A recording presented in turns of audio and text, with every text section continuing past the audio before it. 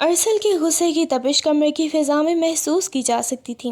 اس کے چہرے کے تاثرات پتھر کی طرح سخت تھے اور آنکھوں میں برہمی کی لہریں صاف دکھائی دے رہی تھیں۔ اریبہ جو ڈر کے مارے بیڈ کے ایک کونے میں سمٹی ہوئی تھی، اسے دیکھ کر لرز رہی تھی۔ اس کی آنکھوں سے گرنے والے آنسو اس کے گالوں پر لکیریں بنا رہے تھے، مگر ارسل کے دل پر ان کا کوئی اثر ہوتا دکھائی نہیں دے رہا تھا۔ تمہیں کیا لگتا ہے اریبہ، میں کوئی موم کا پتلا ہوں جو تمہاری ان خاموشیوں اور بے رخی کے سامنے پگھلتا رہوں گا؟ ارسل کی آواز دھیمی مگر کاٹدار تھی۔ وہ اس کے قریب آیا اور جھک کر اس کی آنکھوں میں آنکھیں ڈالیں۔ 1 مہینہ ہو گیا ہے ہماری شادی کو، 1 پورا مہینہ، مگر تم ہو کہ ہر بار یوں ریئیکٹ کرتی ہو جیسے میں کوئی اجنبی ہوں یا کوئی درندہ۔ اریبہ نے لب کھینچ لیے۔ اس کے پاس کہنے کو کچھ نہیں تھا، صرف ایک انجانا سا خوف تھا جو اسے جکڑے ہوئے تھا۔ ارسل نے ایک سرد آہ بھری اور پیچھے ہٹ گیا۔ بس بہت ہو گیا، میں اب مزید اس اذیت کا شکار نہیں رہ سکتا۔ تمہیں طلاق کے پیپر کل ہی بنوا کر دے دوں گا۔ چلی جاؤ اپنے کمرے میں اور اپنی مرضی کی زندگی جیو۔ طلاق کا لفظ سنتے ہی اریبہ کا دل جیسے دھڑکنا بھول گیا۔ اس نے چونک کر ارسل کی طرف دیکھا جو اب رخ موڑ کر کمرے سے باہر نکلنے کے لیے اس کا بازو تھام چکا تھا۔ اس کی گرفت مضبوط تھی، اتنی کہ اریبہ کو اپنے بازو کی ہڈی چٹکتی محسوس ہوئی۔ نہیں ارسل، پلیز میری بات سنیں۔ وہ ہانپنے لگی۔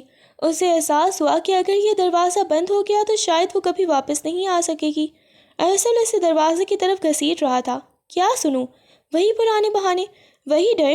ارسل نے اسے باہر نکالنے کے لیے دروازہ کھولا۔ آپ پلیز مجھے 1 ہفتے کا وقت دیں، میں کوشش کروں گی، میں وعدہ کرتی ہوں۔ اریبہ کی آواز کانپ رہی تھی اور وہ مزید اس کے قریب ہونے لگی، گویا اس کا غصہ بھی پیچھے دھکیلنے کے بجائے اس کی پناہ میں جانے پر مجبور کر رہا تھا۔ مجھے سچ میں بہت ڈر لگتا ہے، میں پینک ہو جاتی ہوں۔ ارسل رکا۔ اس نے مڑ کر اریبہ کے معصوم اور آنسوں سے بھیگے چہرے کو دیکھا۔ اس کی انا کو شاید یہ التجا پسند آئی تھی، مگر وہ اسے اتنی آسانی سے معاف کرنے کے موڈ میں نہیں تھا۔ اس نے دوبارہ وہی سخت لہجہ اختیار کیا۔ 1 ہفتہ؟ اور پھر کیا ہوگا؟ پھر سے وہی ڈرامے۔ ارسل نے اسے دیوار کے ساتھ لگایا اور اس کے چہرے کے قریب جھکا۔ دیکھو اریبہ، میں ایک مرد ہوں، کوئی فرشتہ نہیں۔ میری بھی ضروریات ہیں، میری بھی خواہشات ہیں۔ اگر تم نے مجھے اپنے قریب نہیں آنے دو گی تو میں کل ہی کوئی دوسری لڑکی بیاہ کر لے آؤں گا جو خوشی خوشی مجھے اپنائے گی۔ وہ مجھے وہ حق دے گی جس کا میں حقدار ہوں۔ یہ الفاظ اریبہ کے کانوں میں سیسے کی طرح اترے۔ دوسری لڑکی کا تصور ہی اسے مار دینے کے لیے کافی تھا۔ ارسل نے اسے وہیں چھوڑا اور بے نیازی سے بیڈ کی طرف بڑھ گیا۔ وہ اس کی طرف پیٹ کر کے بیٹھ گیا، گویا اب اسے اریبہ کی موجودگی سے کوئی فرق نہیں پڑتا تھا۔ اریبہ وہیں کھڑی کانپتی رہی۔ اسے اپنی زندگی بکھرتی محسوس ہو رہی تھی۔ ایک طرف اس کا وہ نامعلوم خوف تھا اور دوسری طرف ارسل کو کھو دینے کا ڈر۔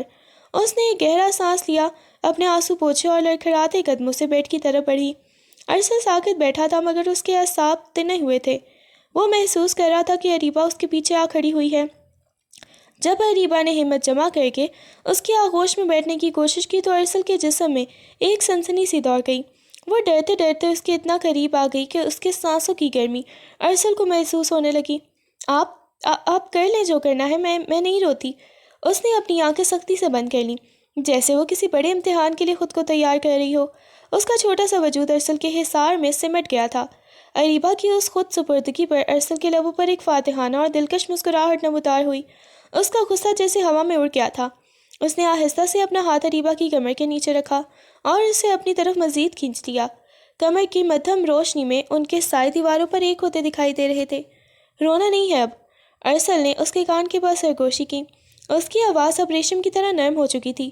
تم صرف میری ہو اریبہ، اور میں تمہیں کبھی کسی اور کا ہونے نہیں دوں گا۔ سورج کی پہلی کرن نے جب کھڑکی کے پردوں کو چیر کر اریبہ کے کمرے میں دستک دی تو وہ ہمیشہ کی طرح اپنے خوابوں کی دنیا میں بیدار ہو کر کالج جانے کی تیاری میں مصروف تھی۔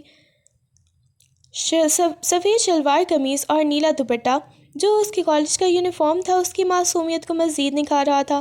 اریبہ جو بھی بمشکل 18 سال کی تھی، اپنی عمر کے لحاظ سے بہت نازک اور سہمی ہوئی سی رہتی تھی۔ اس کی بڑی بڑی کانی آنکھیں ہر وقت کسی انجانے خوف یا حیرت سے بھری رہتی تھیں۔ دوسری طرف ارسل جو 32 سال کا ایک وجیح اور باروب مرد تھا، اپنے کمرے میں فائلیں درست کر رہا تھا۔ وہ اسی کالج میں پروفیسر تھا جہاں اریبہ پڑھتی تھی۔ گھر میں اس کا جاہ و جلال ایسا تھا کہ پرندہ بھی پر مارتے ہوئے رہتا تھا۔ اریبہ کے لیے ارسل ہمیشہ سے ایک خوفناک شخصیت رہا تھا۔ وہ اس کے سامنے آتے ہی اپنی زبان پر جیسے بھول جاتی تھی۔ ناشتے کی میز پر آج کچھ خاص خاموشی تھی، مگر فضا میں ایک عجیب سی سرگوشی محسوس ہو رہی تھی۔ آغا جان دادا جان اپنی مخصوص نشست پر بیٹھے سب کا انتظار کر رہے تھے۔ اریبہ ڈرتے ڈرتے آئی اور اپنی ماں کے پاس دبک کر بیٹھ گئی۔ ارسل بھی سفید شرٹ کی کلف لنگس درست کرتا ہوا نہایت وقار سے اپنی کرسی پر آ بیٹھا۔ ارسل بیٹا اور اریبہ تم بھی سنو، آغا جان کی بھاری آواز گونجی۔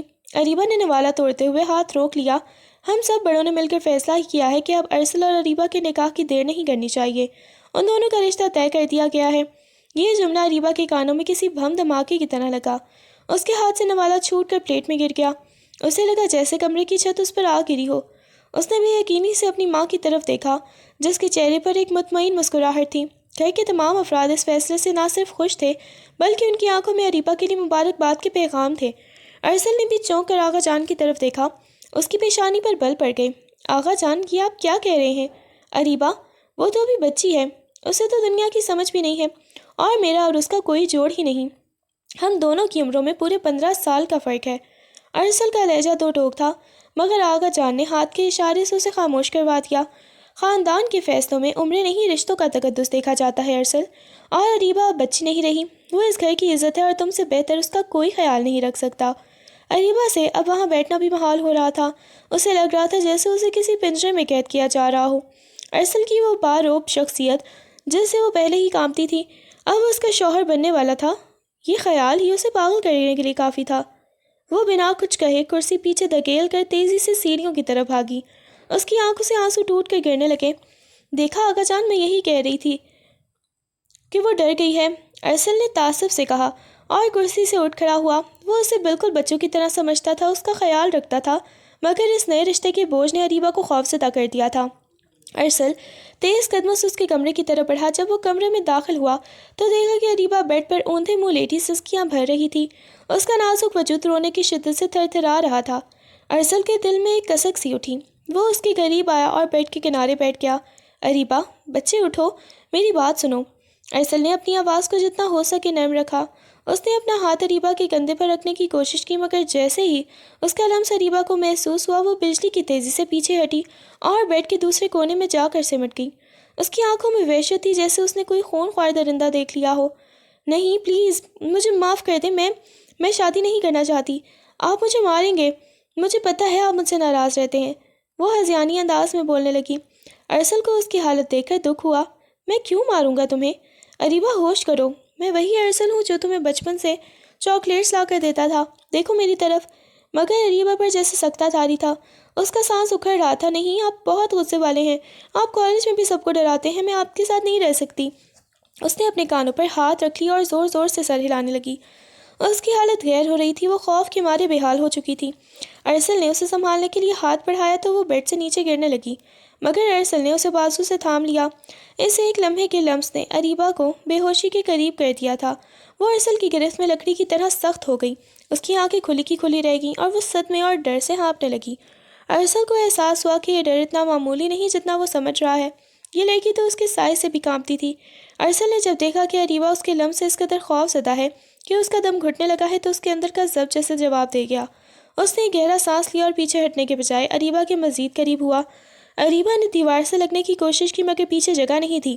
ارسل نے اپنے دونوں ہاتھ اریبہ کی گرد دیوار پر ٹکا دیے، اسے اپنے مضبوط حصار میں قید کر لیا۔ کمرے کی فضا میں ارسل کے پرفیوم کی تیز خوشبو اور اریبہ کی سسکیوں کا شور تھا۔ اریبہ نے ڈر کے مارے اپنی آنکھیں میچ لیں، اسے لگ رہا تھا کہ ارسل ابھی اس پر چلائے گا یا اسے کوئی سزا دے گا، مگر ارسل خاموش رہا۔ وہ چند لمحے بس اس کے معصوم اور آنسو سے بھیگے چہرے کو دیکھتا رہا جو خوف کی شدت سے زرد پڑ چکے تھے۔ پھر وہ آہستہ سے جھکا، اتنا قریب کہ اس کے لب اریبہ کے کان کے بالکل پاس تھے۔ اریبہ کو اس کی گرم سانس اپنی گردن پر محسوس ہوئے تو اس کے جسم میں ایک جھرجھری سی دوڑ گئی۔ میری طرف دیکھو اریبہ۔ ارسل کی آواز اب وہ نہیں تھی جو کالج کے ہال میں گونجتی تھی۔ یہ آواز دھیمی تھی مگر اس میں ایک ایسی حاکمیت تھی جس سے انکار ممکن نہ تھا۔ اریبہ نے لرزتی ہوئی پلکیں اٹھائیں اور ارسل کی گہری آنکھوں میں جھانکا جہاں اس وقت ایک عجیب سی آگ دہک رہی تھی۔ آغا جان کا فیصلہ پتھر پر لکیر ہے اور میں ان کا فیصلہ رد نہیں کر سکتا، ارسل نے نہایت ہی ٹھہرے ہوئے مگر دو ٹوک لہجے میں کہا۔ چاہے تمہیں ڈر لگے یا تم پینک ہو جاؤ، حقیقت یہی ہے کہ اب سب کچھ ہی دنوں میں تم میری بیوی کہلاؤ گی۔ اریبہ کے لب لرزے، وہ کچھ کہنا چاہتی تھی مگر الفاظ اس کے حلق میں ہی پھنس کر رہ گئے۔ ارسل کا حصار مزید تنگ ہوا۔ تیار رہنا میرے ہونے کے لیے۔ اس نے اریبہ کی آنکھوں میں آنکھیں ڈال کر اسے جتایا، کیونکہ میں ادھورے رشتوں پر یقین نہیں رکھتا۔ یہ شادی اگر تمہاری مجبوری ہے تو میرا بھی مان ہے، اور میں اپنا مان ٹوٹنے نہیں دیتا۔ یہ کہہ کر ارسل نے اس کے ماتھے پر بکھری ایک لٹ کو انگلی سے پیچھے کیا، جس سے اریبہ کا پورا وجود لرز اٹھا، اور پھر اسے اسی حال میں چھوڑ کر بنا مڑے کمرے سے باہر نکل گیا۔ پیچھے اریبہ وہیں فرش پر ڈھیر ہو گئی۔ اسے سمجھ نہیں آ رہا تھا کہ وہ اس حصار سے کیسے نکلے گی جو اب اس کی زندگی کا مقدر بننے والا تھا۔ گھر کی فضاؤں میں اب خوشی کے شادیانے بجنے لگے تھے، ہر طرف گہما گہمی تھی، کہیں کپڑوں کی سلائی ہو رہی تھی تو کہیں زیورات کی خریداری، مگر ان سب رونقوں کے بیچ اریبہ ایک زندہ لاش بن چکی تھی۔ کالج میں بھی اس کا حال برا رہتا۔ جب ارسل صاحب کلاس میں داخل ہوتے تو اریبہ کی نظریں اپنی کتاب سے ہٹ کر ڈیسک پر جم جاتی، اس کے ہاتھ لرزنے لگتے اور وہ بمشکل اپنی سانس بحال رکھ پاتی۔ ارسل کئی بار لیکچر دیتے ہوئے رک کر اسے دیکھتا، اس کی آنکھوں میں اریبہ کے لیے فکر ہوتی، مگر اریبہ کو ان آنکھوں میں صرف وہی سختی نظر آتی جو اس نے اپنے بابا کی آنکھوں میں بچپن سے دیکھی تھی۔ اریبہ کے والد کا مزاج حد درجہ جابرانہ تھا، اس کی ماں اور باپ کے تعلقات کو بھی نارمل نہیں رہے تھے۔ گھر میں ہمیشہ ایک تناؤ رہتا تھا اور ذرا سی غلطی پر اس کے بابا کا ہاتھ اٹھ جانا ایک معمول کی بات تھی۔ یہی وجہ تھی کہ اریبہ کے نزدیک مرد کا مطلب ہی تشدد اور خوف تھا۔ اسے لگتا تھا کہ ارسل بھی شادی کے بعد ویسا ہی روپ اختیار کر لے گا، بلکہ وہ تو اس کے بابا سے بھی زیادہ طاقتور اور بااثر تھا، تو وہ اسے کتنی اذیت دے گا، یہ سوچ کر اسے اندر سے اندر کھوکھلا کر رہی تھی۔ ارسل اس کی اس نفسیاتی کیفیت کو سمجھ رہا تھا۔ وہ کئی بار آدھی رات کو خاموشی سے اس کے کمرے میں آتا، جب وہ ڈر کر اٹھ بیٹھتی تو وہ دور کرسی پر بیٹھ کر اسے نرمی سے سمجھاتا، اریبہ میں تمہارا دشمن نہیں ہوں، ہر مرد ایک جیسا نہیں ہوتا، مجھ پر بھروسہ کر کے دیکھو۔ مگر اریبہ کے لیے یہ باتیں کسی سراب سے کم نہ تھیں۔ مہندی سے ایک رات پہلے اریبہ اپنے کمرے میں اکیلی بیٹھی رو رہی تھی، جب اچانک اس کے بابا کمرے میں داخل ہوئے۔ ان کے چہرے پر وہی مانوس سختی تھی۔ خبردار اریبہ، اگر کل مہندی کے فنکشن میں تم نے کوئی تماشا کیا یا آقا جان کے سامنے جا کر یہ جتانے کی کوشش کی کہ تم یہ شادی نہیں کرنا چاہتی تو مجھ سے برا کوئی نہیں ہوگا۔ وہ دھاڑے تمہاری وجہ سے میری ناک نہیں کٹنی چاہیے۔ خاموشی سے اس رشتے کو قبول کر لو ورنہ میں تمہیں زندہ گاڑ دوں گا۔ ان کی اونچی آواز اور دھمکی نے اریبہ کو بری طرح ہلا کر رکھ دیا۔ وہ پینک اٹیک کا شکار ہونے لگی، اس کا جسم تھر تھر کانپ رہا تھا اور وہ بیڈ کی چادر کو سختی سے بھینچ رہی تھی۔ اس کے بابا غصے میں پیر پٹکتے ہوئے باہر نکلے تو سامنے ارسل کھڑا تھا۔ ارسل کی آنکھوں میں اپنے ہونے والے سسر کے لیے شدید غصہ تھا، مگر اس نے خود پر ضبط کیا۔ ارسل تیزی سے کمرے کے اندر داخل ہوا۔ اریبہ نے اسے دیکھا تو ڈر کے مارے بیڈ کے کونے میں دبک گئی۔ اسے لگا کہ اب ارسل کی باری اسے ڈانٹنے کی ہے، مگر ارسل نے اسے کچھ نہیں کہا۔ وہ خاموشی سے اس کے قریب بیڈ پر بیٹھا۔ اریبہ پیچھے ہٹنے لگی تو اس نے نہایت ہی نرمی سے اس کا بازو تھاما اور اسے کھینچ کر اپنے مضبوط کندھے سے لگا لیا۔ شش، بس اریبہ، پرسکون ہو جاؤ، کوئی تمہیں کچھ نہیں کہے گا۔ ارسل کی آواز میں ایسی مٹھاس اور سکون تھا جو اریبہ نے پہلے کبھی محسوس نہیں کیا تھا۔ اریبہ نے مزاحمت کرنی چاہی، مگر ارسل نے اس کے سر پر ہاتھ رکھا اور اس کے ریشمی بالوں کو بہت ہی پیار سے سہلانے لگا۔ اس کے لمس میں شہوت نہیں بلکہ ایک تحفظ کا احساس تھا۔ کل ہماری مہندی ہے بچے، پلیز پریشان مت ہو۔ ارسل نے اس کے ماتھے کے قریب جھک کر سرگوشی کی۔ میں تمہیں وعدہ دیتا ہوں، میں تمہیں کبھی نہیں ڈانٹوں گا، کبھی تم پر ہاتھ نہیں اٹھاؤں گا۔ میں تمہارے بابا جیسا نہیں ہوں، تم میری ذمہ داری ہو، میری عزت ہو، اور میں اپنی عزت کی حفاظت کرنا جانتا ہوں۔ اریبہ کی سسکیاں دھیرے دھیرے کم ہونے لگیں۔ ارسل کا اسے یوں کندھے سے لگانا اور بالوں میں انگلیاں پھیرنا اس کے ٹوٹے ہوئے اعصاب کو جوڑ رہا تھا۔ وہ پہلی بار ارسل کے حصار میں خود کو محسوس کر رہی تھی۔ ارسل اسے اسی طرح سہلاتا رہا۔ وہ نہیں چاہتا تھا کہ اس کی زندگی کی شریک سفر کسی بھی قسم کے ذہنی کرب سے گزرے، خاص طور پر اس کے اپنے گھر والوں کی وجہ سے۔ صبح کا وقت تھا، مگر گھر کی فضا میں ایک خاص قسم کا سکون اور تقدس رچا ہوا تھا۔ حویلی کے بڑے ہال کو سفید موتی کے پھولوں اور ہلکے سبز پردوں سے سجایا گیا تھا۔ آغا جان کی خواہش تھی کہ مہندی کے شور شرابے اور رونق سے پہلے خاموشی اور سادگی کے ساتھ نکاح کی رسم ادا کر دی جائے، تاکہ اریبہ اور ارسل کا رشتہ اللہ کے حضور معتبر ہو جائے۔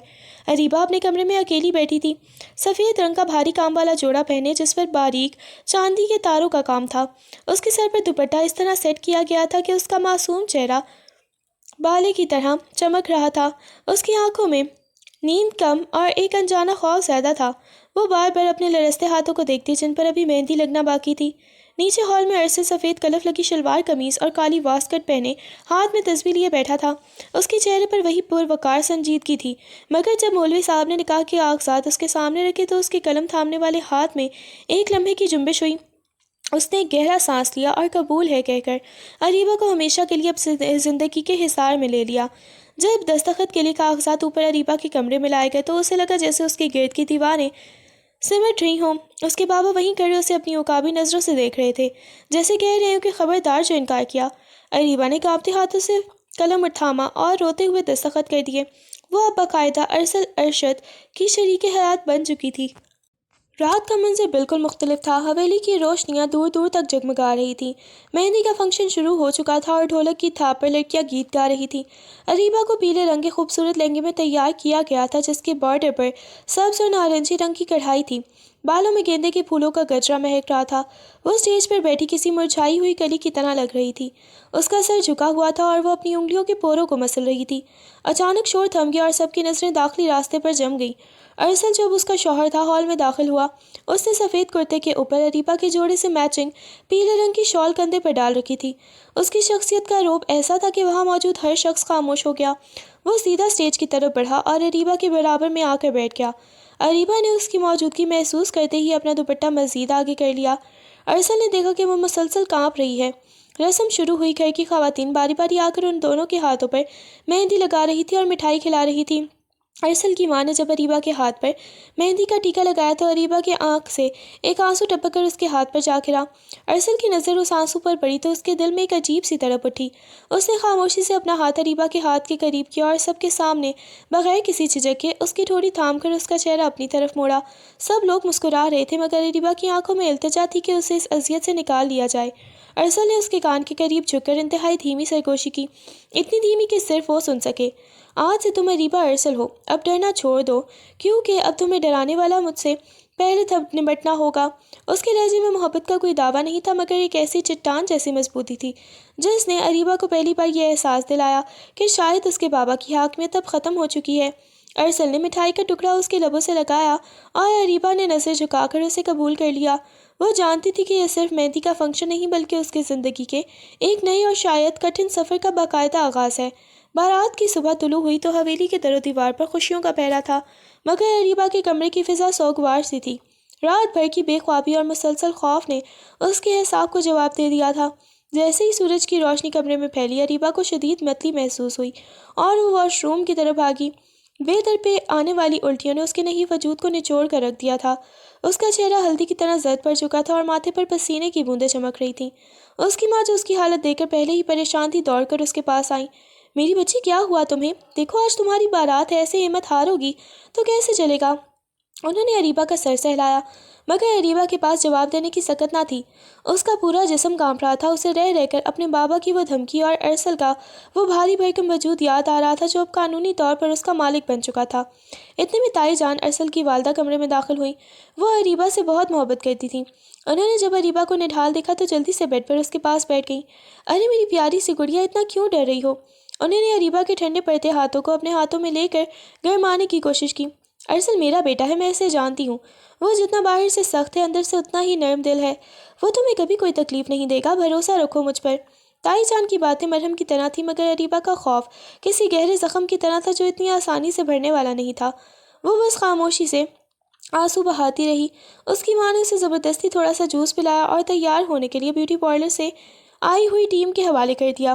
پورا دن اریبہ ایک روبوٹ کی طرح ادھر سے ادھر ہوتی رہی۔ جب اسے سرخ عروسی جوڑے میں تیار کیا گیا تو وہ حسن کا شاہکار لگ رہی تھی مگر اس حسن میں زندگی کی کوئی رمق نہ تھی۔ شام ڈھلے بارات پہنچی۔ ڈھول تاشوں کے شور میں اریبہ کا دل ڈوبتا جا رہا تھا۔ نکاح تو پہلے ہی ہو چکا تھا، اب صرف رخصتی کی رسم کڑی رہ گئی تھی۔ جب ارسل اسے لینے کے لیے اسٹیج پر آیا تو اریبہ نے ہمت کر کے ایک نظر اسے دیکھا۔ وہ کالے رنگ کی شیروانی میں غضب کا لگ رہا تھا۔ اس کی آنکھوں میں ایک فاتحانہ چمک تھی جو اریبہ کے لیے کسی فیصلے سے کم نہ تھی۔ رخصتی کا وقت آیا تو اریبہ اپنے بابا کے گلے لگ کر زاروں قطار روئی۔ اسے لگا جیسے وہ اسے کسی اندھے کنویں میں دھکیل رہے ہیں۔ ارسل خاموشی سے پیچھے کھڑا یہ سب دیکھ رہا تھا۔ اس کے چہرے کے تاثرات سے کچھ بھی پڑھنا مشکل تھا۔ اس نے آگے بڑھ کر اریبہ کا ہاتھ تھاما اور وہ ٹھنڈا یخ ہاتھ ارسل کی گرم گرفت میں بالکل بے جان سا لگ رہا تھا۔ حویلی سے رخصت ہو کر جب وہ ارسل کے گھر پہنچے تو اریبہ کے قدم لڑکھڑا رہے تھے۔ اسے سیدھا ارسل کے مخصوص کمرے میں لایا گیا جہاں پھولوں کی مہک سانس لینا دوبر کر رہی تھی۔ ارسل نے اسے بیڈ پر بٹھایا اور خود کمرے کا دروازہ اندر سے لاک کر دیا۔ دروازے کے لاک ہونے کی آواز اریبہ کے لیے کسی قید خانے کی سلاخیں گرنے جیسی تھی۔ وہ گھونگھٹ کے پیچھے اپنی آنکھیں سختی سے بند کیے دونوں ہاتھوں سے اپنے لہنگے کو بھینچ کر بیٹھ گئی۔ اسے محسوس ہوا کہ ارسل اس کے بالکل قریب آ کر کھڑا ہو گیا ہے۔ اس کے جوتوں کی آہٹ اریبہ کے دل کی دھڑکنوں سے ہم آہنگ ہو رہی تھی۔ فضا میں ایک عجیب سا تناؤ اور خاموشی تھی جو کسی بڑے طوفان کا پیش خیمہ لگ رہی تھی۔ کمرے کا بھاری بھرکم دروازہ لاک ہونے کی آواز اریبہ کے دل پر کسی ہتھوڑوں کی طرح لگی۔ ارسل نے اپنی شیروانی کے بٹن کھولتے ہوئے اریبہ کی سمت دیکھا جو بیڈ کے عین وسط میں سرخ عروسی جوڑے میں ڈھکی چھپی کسی سہمی ہوئی ہرنی کی طرح بیٹھی تھی۔ ارسل کے قدموں کی چاپ جیسے جیسے قریب آئی اریبہ کا سانس حلق میں اٹکنے لگا۔ ارسل بیڈ کے کنارے اس کے بالکل برابر آ بیٹھا۔ اریبہ نے شدت خوف سے اپنی مٹھیوں میں لہنگے کام دار کپڑا اس قدر سختی سے پینچا کہ اس کی پورے سفید پڑ گئی۔ ارسل نے نہایت ہی آہستگی سے اپنا ہاتھ بڑھایا اور اریبہ کے لرزتے ہوئے ہاتھ پر رکھ دیا۔ اریبہ کو لگا جیسے کسی نے دہکتا ہوا کوئلہ اس کی طرف برف جیسی ٹھنڈی جلد پر رکھ دیا ہو۔ اریبہ، میری طرف دیکھو۔ ارسل کی آواز میں ایک عجیب سی کھنک تھی جس میں حاکمیت بھی تھی اور ایک انجانی سی تڑپ بھی۔ اس نے اریبہ کا گھونگھٹ آہستہ سے الٹا۔ اریبہ کا زرد چہرہ، آنسوں سے بھیگی پلکیں اور کپ کپاتے لب دیکھ کر ارسل کے دل میں ایک لمحے کو ہمدردی جاگی، مگر اگلے ہی لمحے اس کی مردانہ انا اور اس لڑکی کی بے رخی نے اسے اشتعال دلا دیا۔ اس نے اریبہ کے دونوں ہاتھ تھام لیے۔ اریبہ کی انگلیاں برف کی طرح ٹھنڈی تھیں۔ ارسل نے اپنی انگلیاں اس کی انگلیوں میں پیوست کر دیں، ایک ایسی گرفت جو اریبہ کو یہ جتا رہی تھی کہ اب فرار کا کوئی راستہ نہیں۔ ارسل دھیرے سے اس کے چہرے کی طرف جھکا۔ اس کی سانسوں کی تپش اریبہ کی گالوں کو جھلسا رہی تھی۔ جیسے ہی ارسل کے لب اریبہ کے لبوں کے قریب پہنچے، اریبہ نے زور سے اپنی آنکھیں میچ لیں اور اس کا پورا وجود لکڑی کی طرح سخت ہو گیا۔ ارسل نے اسے اپنی مضبوط آغوش میں سمیٹ لیا، اس کا سر اپنے چوڑے سینے سے لگایا جہاں اریبہ کو ارسل کے دل کی تیز دھڑکنیں صاف سنائی دے رہی تھیں۔ ارسل کی گرفت مزید تنگ ہوئی، وہ اس کے کندھے سے ہوتا ہوا دھیرے دھیرے نیچے کی طرف جھکا۔ اریبہ کو لگا جیسا اس کا دم گھٹ جائے گا۔ خوف اور پینک کی وہ لہر جو صبح سے اس کے اندر دب دب کر ابھر رہی تھی اب ایک لاوے کی طرح پھٹ پڑی۔ جیسے ہی ارسل نے اس کے وجود پر اپنا حق جتانے کی کوشش کی، اریبہ کے حلق سے ایک دل خراش چیخ نکلی، نہیں، پلیز چھوڑ دیں مجھے، بابا، بچائیں مجھے۔ وہ دیوانہ وار چلانے لگی۔ اس کی آواز میں ایسی وحشت تھی کہ ارسل ایک پل کے لیے ہکا بکا رہ گیا۔ وہ بری طرح شرمندہ ہوا۔ اسے توقع نہیں تھی کہ اریبہ اس حد تک ری ایکٹ کرے گی، جیسے وہ اس کا شوہر نہیں کوئی دشمن ہو۔ باہر ہال میں شاید کسی نے یہ آواز نہ سنی ہو، مگر کمرے کے اندر ارسل کو اپنی مردانگی پر چوٹ محسوس ہوئی۔ اس نے اریبہ کی آواز روکنے کے لیے فوراً اس پر جھک کر اسے خاموش کروانے کی کوشش کی۔ اس کا ہاتھ اریبہ کے منہ پر تھا تاکہ اس کی سسکیاں باہر نہ جائیں۔ چند لمحوں کی اس کشمکش کے بعد جب ارسل پیچھے ہٹا تو اس کا اپنا سانس بھی پھولا ہوا تھا۔ اریبہ بیڈ پر گری ہوئی تھی، بے ترتیب گہرے سانس لے رہی تھی، اس کی آنکھیں خوف سے پھٹی ہوئی تھیں۔ جیسے ہی ارسل نے دوبارہ اس کی طرف ہاتھ بڑھانا چاہا، اریبہ ایک جھٹکے سے اٹھی اور اپنے بھاری لہنگے کو سنبھالتی ہوئی دیوانہ وار چینجنگ روم کی طرف بھاگی۔ اس نے اندر جاتے ہی دروازہ اس زور سے بند کیا کہ پورے کمرے میں اس کی گونج صاف سنائی دی، اور پھر اندر سے کنڈی چڑھانے کی آواز آئی۔ باہر ارسل بیڈ پر بیٹھا اپنی مٹھیاں بھینچ رہا تھا۔ اسے سمجھ نہیں آ رہا تھا کہ وہ غصہ کرے یا اس معصوم سی لڑکی پر ترس کھائے جو اسے اپنے قریب آنے دینے پر مرنے مارنے پر تلی ہوئی تھی۔ ارسل بیڈ پر بیٹھا چند لمحوں تک ساکت رہا۔ اس کے کانوں میں اب بھی اریبہ کی وہ وحشت زدہ چیخ گونج رہی تھی۔ اسے اپنی ذات پر غصہ بھی آ رہا تھا اور اریبہ کی حالت پر دکھ بھی۔ وہ ایک سلجھا ہوا مرد تھا، وہ جانتا تھا کہ زبردستی سے جسم تو حاصل کیا جا سکتا ہے مگر روح نہیں۔ وہ آہستہ سے اٹھا اور قدم بڑھاتا ہوا چینجنگ روم کے بند دروازے کے پاس جا کھڑا ہوا۔ اندر سے اریبہ کی دبی دبی سسکیوں کی آواز آ رہی تھی جو اسے اندر ہی اندر کاٹ رہی تھی۔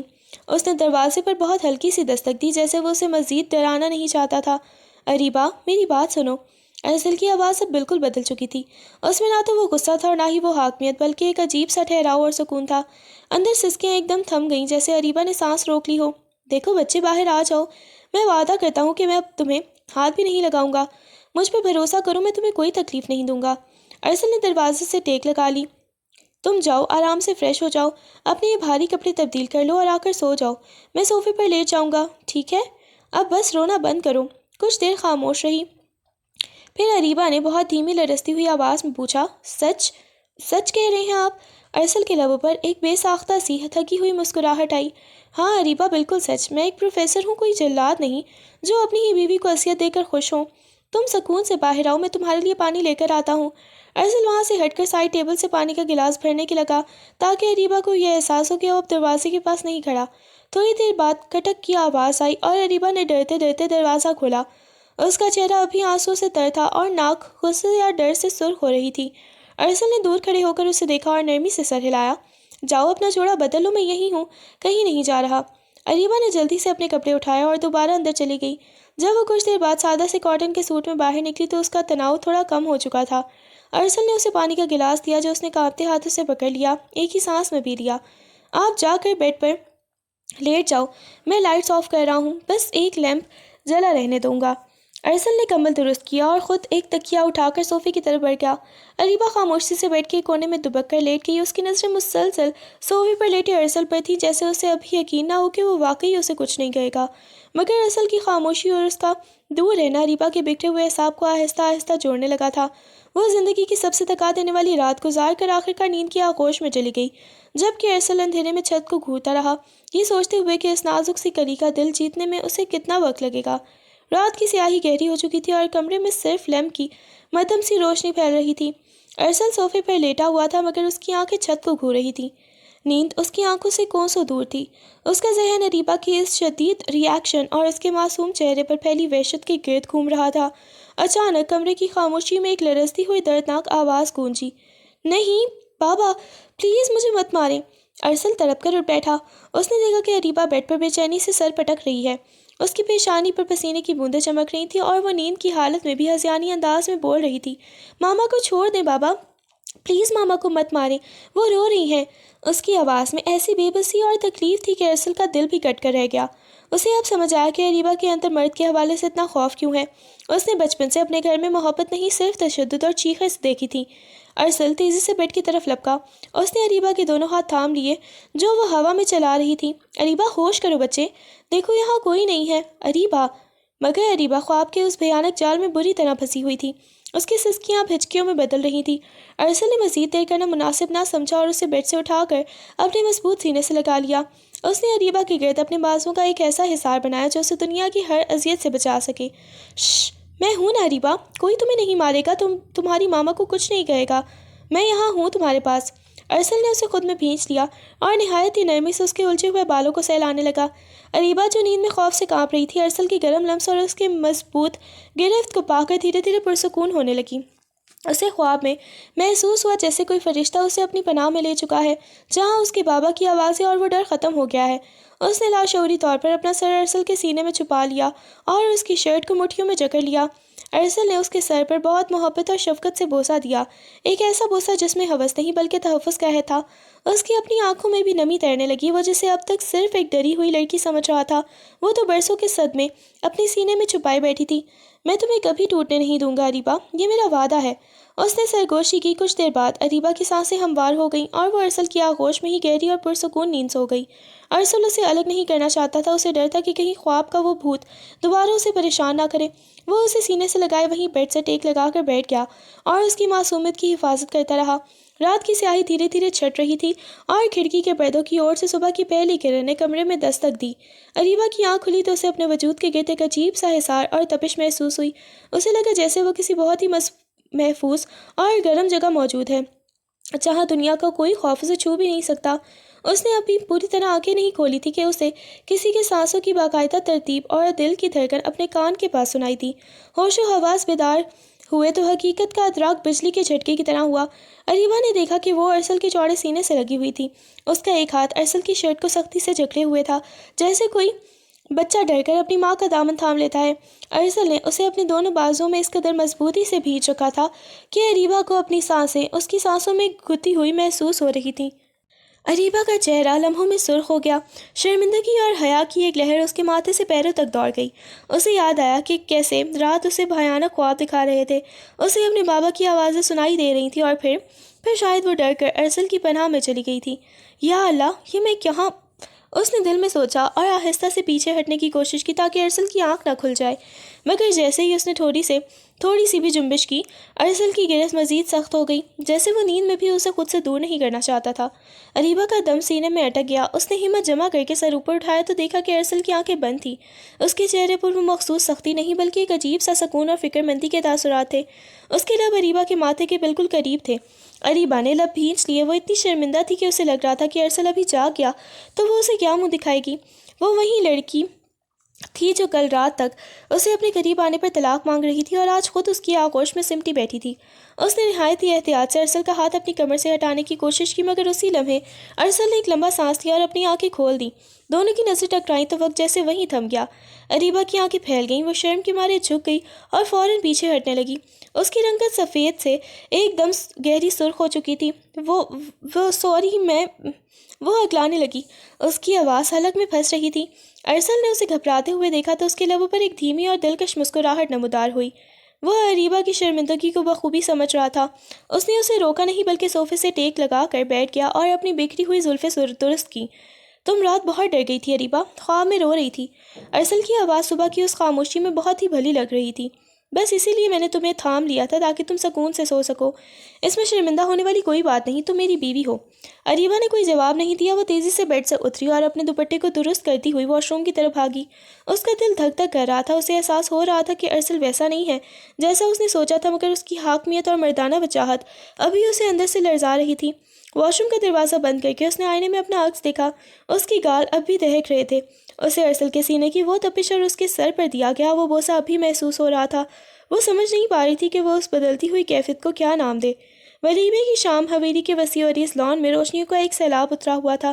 سفید گلابوں اور موتیوں کی مہک فضا میں رچی بسی تھی، مگر اریبہ کے لیے یہ ساری رونق کسی کڑے امتحان سے کم نہ تھی۔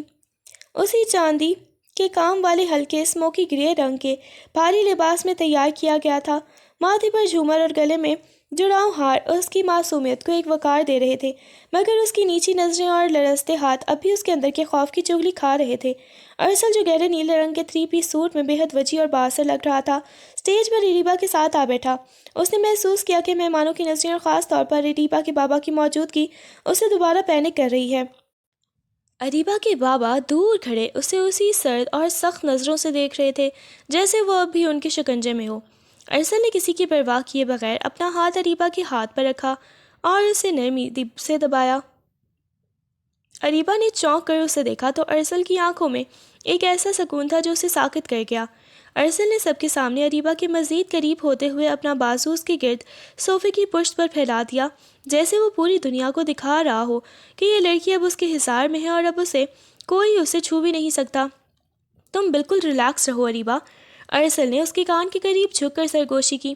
تمہارے بابا اب تمہیں حکم نہیں دے سکتے، نہ ہی تمہیں ڈرا سکتے ہیں۔ تم اب میری پناہ میں ہو اور یہاں صرف میری مرضی چلتی ہے۔ جب فوٹوگرافر نے انہیں قریب ہو کر پوز دینے کو کہا تو اریبہ ہچکچائی۔ ارسل نے بڑی ہی مہارت اور حق جتاتے ہوئے اسے اپنی کمر کے گرد ہاتھ ڈال کر اپنے ساتھ لگا لیا۔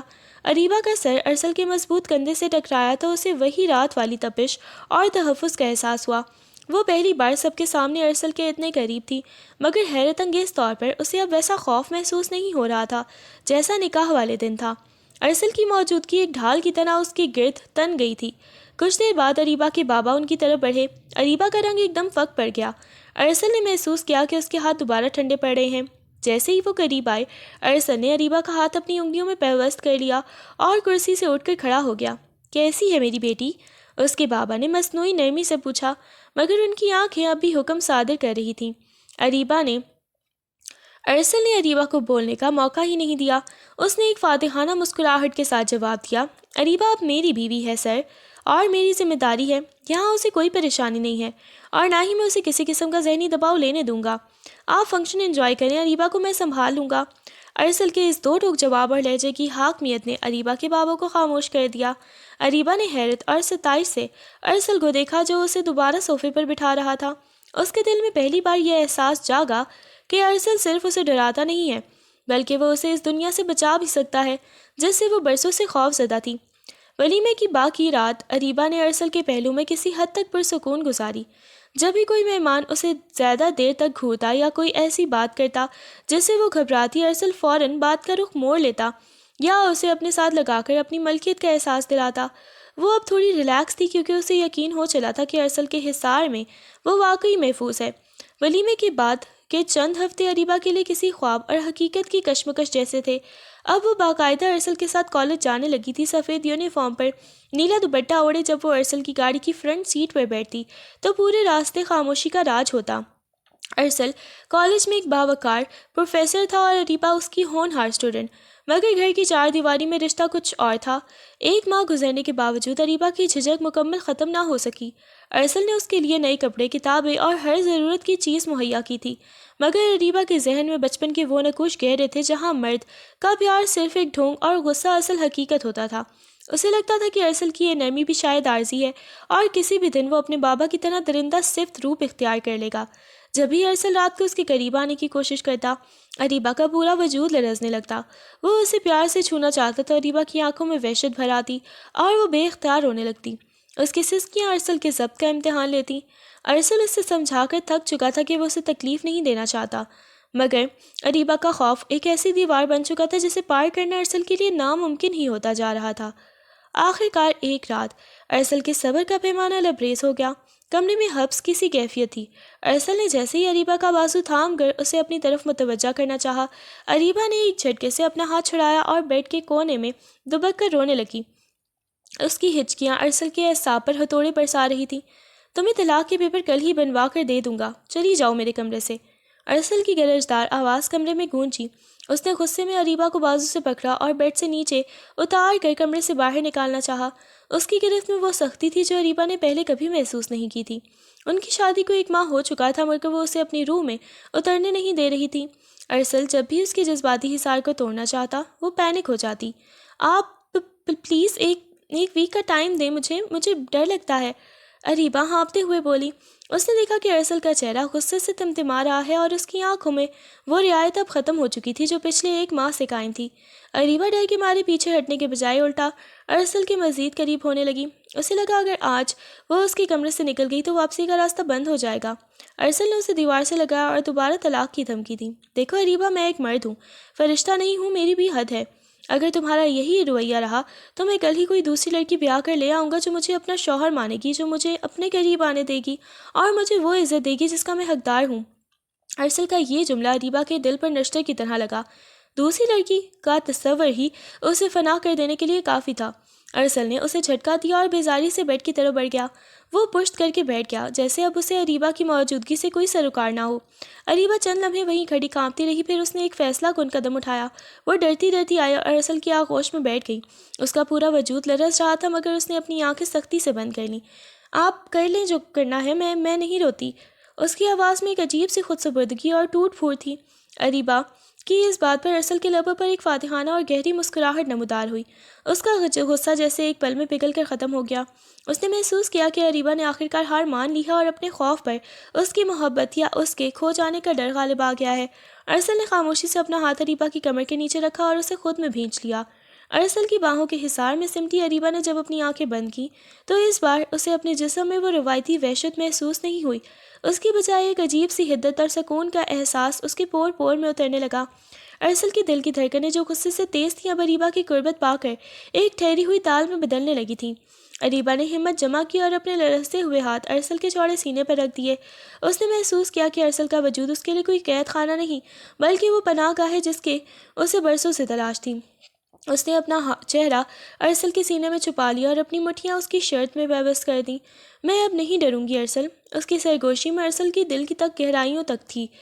مجھے معاف کر دیں، میں سمجھتی تھی کہ سب مت ایک جیسے ہوتے ہیں مگر آپ نے تو مجھے جینا سکھایا ہے۔ ارسل نے اریبہ کی اس بدلی ہوئی کیفیت کو محسوس کیا تو اس کے چہرے پر پھیلی سختی مکمل طور پر پگھل گئی۔ اس نے نہایت نرمی سے اریبہ کی ٹھوڑی تھام کر اس کا چہرہ اوپر اٹھایا۔ اریبہ کی آنکھوں میں اب وہ پرانا خوف نہیں بلکہ ایک نئی چمک تھی، اعترافی محبت کی چمک۔ اریبہ، میرا مقصد تمہیں ڈرانا کبھی نہیں تھا۔ ارسل کی آواز ریشم کی طرح ملائم ہو گئی۔ اس نے اریبہ کی آنکھوں میں جھانکتے ہوئے کہا، طلاق تو دور کی بات ہے، میں تو تمہارے بغیر ایک پل جینے کا سوچ بھی نہیں سکتا۔ میں نے تمہیں ہمیشہ اپنا مانا ہے، اپنی روح کا حصہ۔ ارسل نے اس کے ماتھے پر ایک طویل اور پرسکون بوسہ دیا جس میں تحفظ اور لازوال محبت کا عہد چھپا تھا۔ اریبہ نے پہلی بار ارسل کے لمس کا ساتھ دیا۔ اس نے اپنے بازو ارسل کے گرد حائل کر دیا اور خود کو مکمل طور پر اس کے سپرد کر دیا۔ اس رات کمرے کی دیواروں نے ایک نئے رشتے کا آغاز دیکھا جہاں خوف کی جگہ بھروسے اور تنہائی کی جگہ محبت نے لے لی تھی۔ Happy ending. خوشیوں کا نیا سفر وقت پر لگا کر اڑتا گیا اور اریبہ کی زندگی سے خوف کے سائے ہمیشہ کے لیے چھٹ گئے۔ اب وہ صرف ارسل کی اسٹوڈنٹ نہیں تھی بلکہ اس کے گھر کی ملکہ اور اس کے دل کی دھڑکن بن چکی تھی۔ کالج کے الوداعی فنکشن کا دن تھا۔ اریبہ نے اپنی گریجویشن مکمل کر لی تھی اور اسے گولڈ میڈل سے نوازا جانا تھا۔ ہال تالیوں سے گونج رہا تھا جب اسٹیج پر ارسل بحیثیت پروفیسر اور شوہر اسے میڈل پہنانے کے لیے کھڑا ہوا۔ اریبہ نے اسٹیج پر قدم رکھا تو اس کی نظریں سب سے پہلے ہال کے آخری کونے میں بیٹھے اپنے بابا پر پڑیں، جو آج پہلی بار فخر سے اسے دیکھ رہے تھے۔ مگر اس بار اریبہ کی قدم نہیں لڑکھڑائے، کیونکہ اس کا ہاتھ تھامنے کے لیے ارسل وہیں موجود تھا۔ ارسل نے جب اس کے گلے میں میڈل ڈالا تو سب کے سامنے اریبہ کے کان میں سرگوشی کی۔ مبارک ہو مسز ارسل، تم نے صرف میڈل نہیں جیتا، تم نے میرے دل اور اپنی زندگی کی ہر جنگ جیت لی ہے۔ اریبہ نے مسکرا کر ارسل کی طرف دیکھا، اس کی آنکھوں میں تشکر اور بے پناہ محبت تھی۔ فنکشن کے بعد جب وہ دونوں حویلی کے لان میں اکیلے تھے، ارسل نے اسے ایک خوبصورت ہیرے کی انگوٹھی پہنائی۔ یہ اس نئے سفر کے لیے جہاں کوئی خوف نہیں ہوگا، صرف میں اور تم ہوں گے۔ اریبہ نے ارسل کا ہاتھ تھام کر اپنے سر کو اس کے کندھے پر ٹکا دیا۔ آسمان پر چمکتے ستارے ان کی خوشیوں کی گواہی دے رہے تھے۔ وہ اظہار محبت جو کبھی مجبوری لگتا تھا، اب اریبہ کی زندگی کی سب سے خوبصورت حقیقت بن چکا تھا۔ وہ دونوں ایک دوسرے کی روح میں اتر چکے تھے اور ان کی محبت کی داستان حویلی کے ہر گوشے میں خوشبو بن کر پھیل گئی تھی۔